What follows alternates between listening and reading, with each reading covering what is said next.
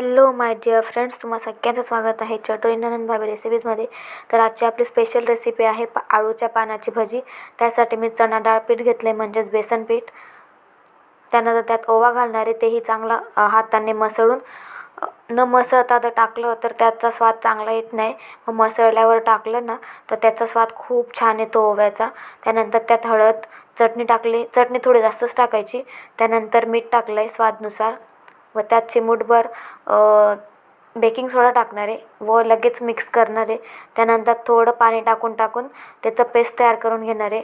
Paste जास्त पातळही नाही करायचं व जास्त जाड पण नाही करायचं, मीडियम थिकनेसमध्ये ठेवायचं.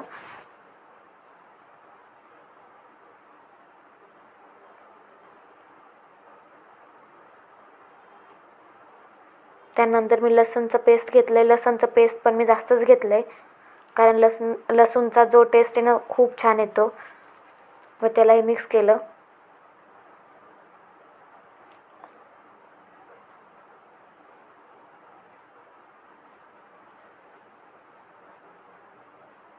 त्यानंतर आळूचं पान घेतलं व त्याला कट करून घेतले छोटे छोटे पीसेसमध्ये.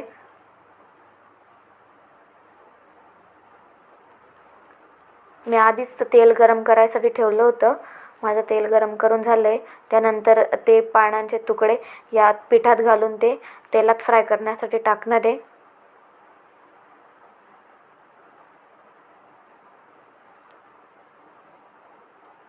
अशा प्रकारे सर्व पानांचे पिठात टाकून सगळे तळून घ्यायचे. छान कुरकुरीत होईस्तोवर तळायचे त्याला. त्यानंतर सगळे तळून काढून घ्यायचे. मी अशा प्रकारे सर्व तळून काढून घेतले होते.